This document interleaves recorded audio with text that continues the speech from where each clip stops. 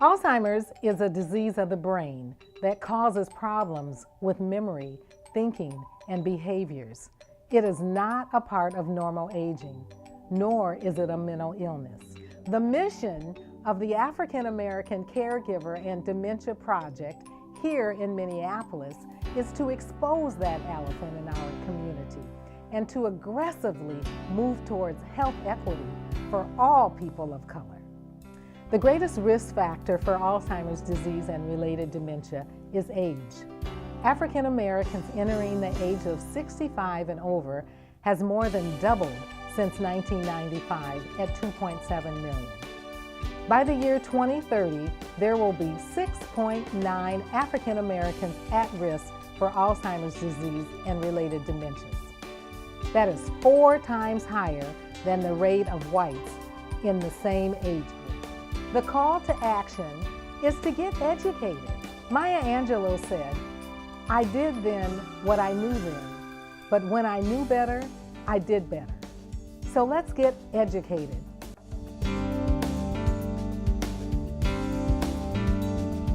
Well, I can tell you what I know from seeing my husband. They call it Alzheimer's.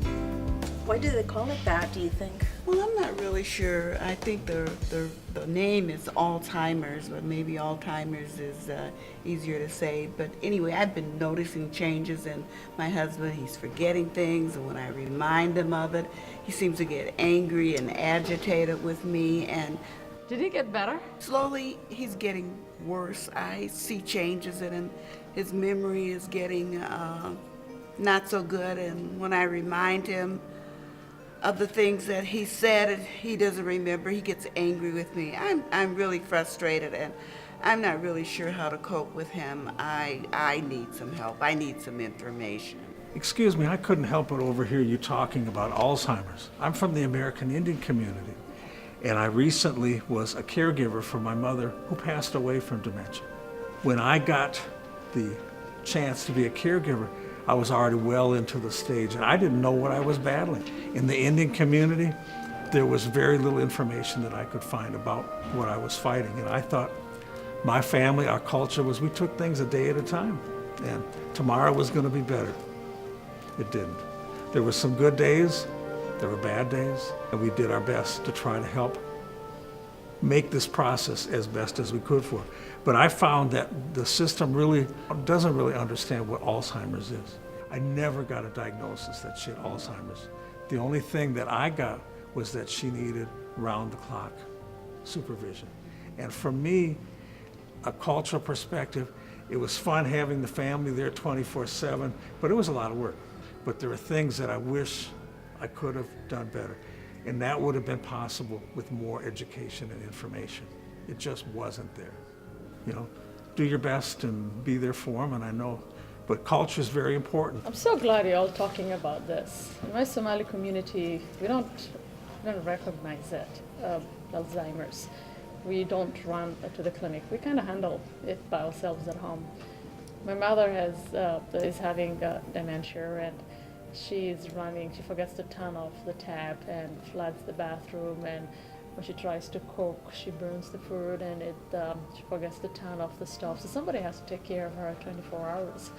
I have a job and I have responsibilities to take care of, but I have to prioritize her. And at this point, really, I'm not even sure what to do. Oh, here's Dr. Brown now. Dr. Brown.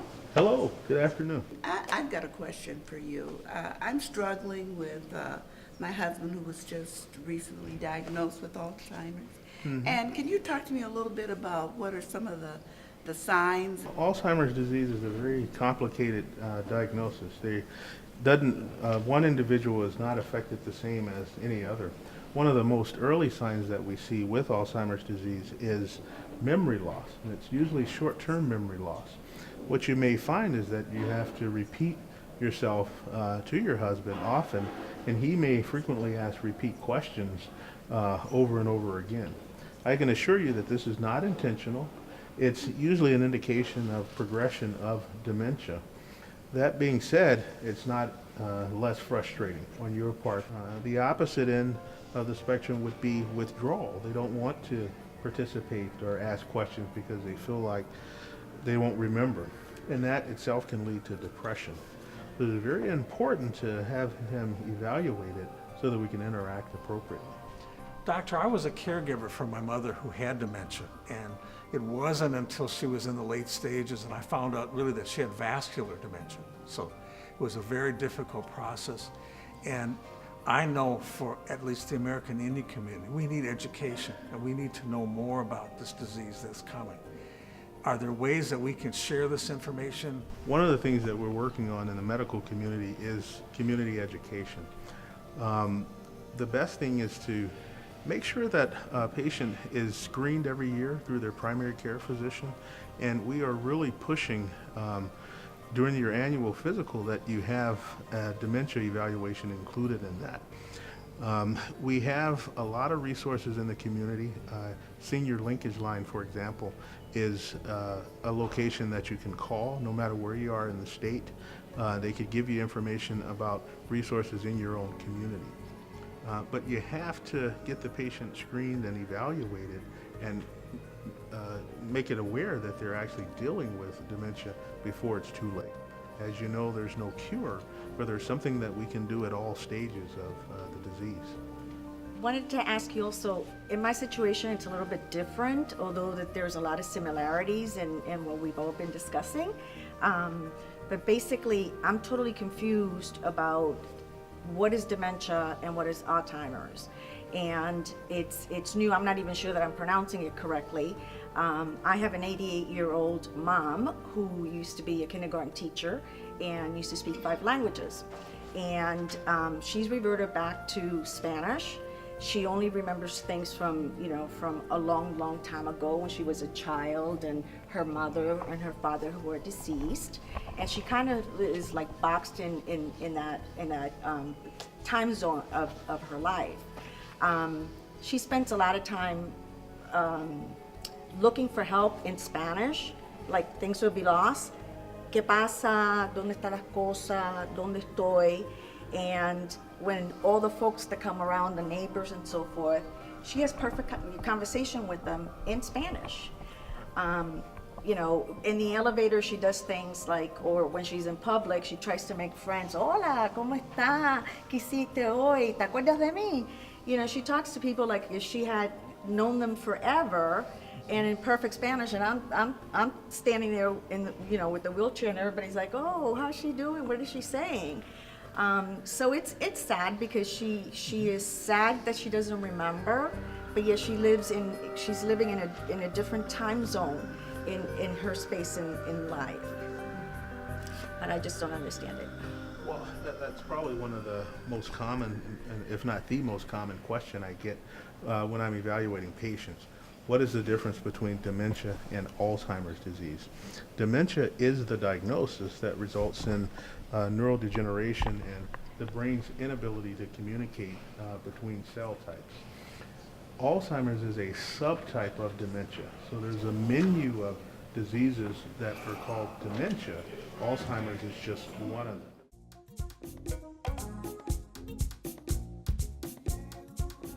We need to remember that how important culture is. It's very critical in giving good care to our elders.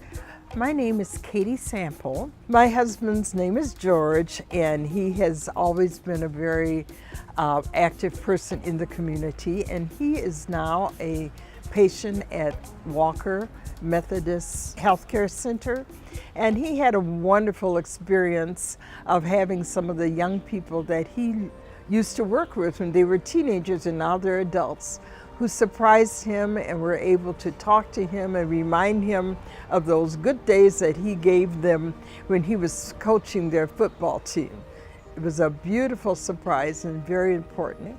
In Alzheimer's, sometimes they say they're your memory is best, long-term memory is best in short-term. So we saw that happen with him because he remembered the names. He was very surprised. He could make connections, and he still talks about that experience when they came to visit him and reminded him that they gave him a watch. The last day of the program, there was one of the girls that used to always say, "Mr. Sample, what time is it?" And he remembered that. And that's very important to have those kind of things happen to you in that stage of your life. When we're dealing with people who have Alzheimer's and dementia, they need to feel connected to who they always have been, who they are.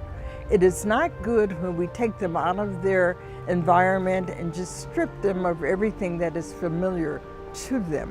The interests that they have always have need to be help them to connect with them. We need to have the young people, the grandchildren, the people that they have always been accustomed to seeing, even if they don't talk to them, having them in their environment. But your culture, how you eat, how you walk, how you talk, who you really are, it needs to be a part of your life, no matter what stage you're in, and especially during the time of dementia and Alzheimer's. It's very important to stay connected to your culture, through your church, through your family, through your community, through your friends, through the young people, your grandchildren, and those that love you and care about you.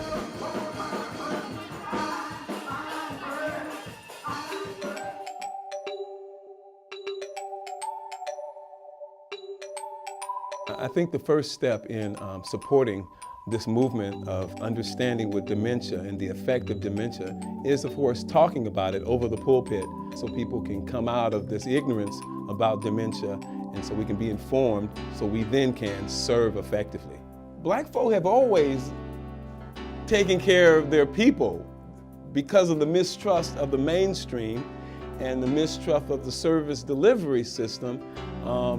Black folk have always not allowed their families to go into nursing homes or, we will take care of them at home. I live here in the Twin Cities and my siblings live in Louisiana. Every 6 weeks I will go home and help with my mom, and that was my commitment to my mom. Our people are destroyed for lack of knowledge. And when our people are destroyed with the lack of knowledge, without the lack of resources, so therefore that's why that sometimes we go into the marketplace. We're seeking out those programs so they can be assistance for us. They have so many programs out there, but I think that Volunteers America has one of the best in the Twin Cities. Being the church, especially in the Black community, of where everything happened, it happened around the church. The church was the springboard.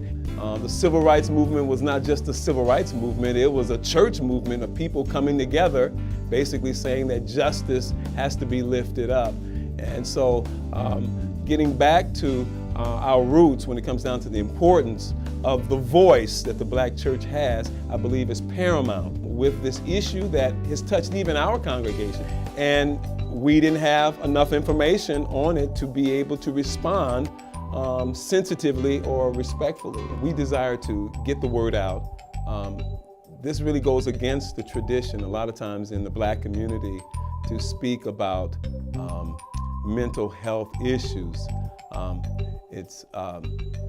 We used to call it, I believe, it being senile, and it's not being senile. It's a disease of the mind and the brain, and it deteriorates the mind and the memory. And we're going to cross over that threshold of ignorance and begin to have some workshops in our church and be able to talk this out as a church community, but also open it up for conversation with the public.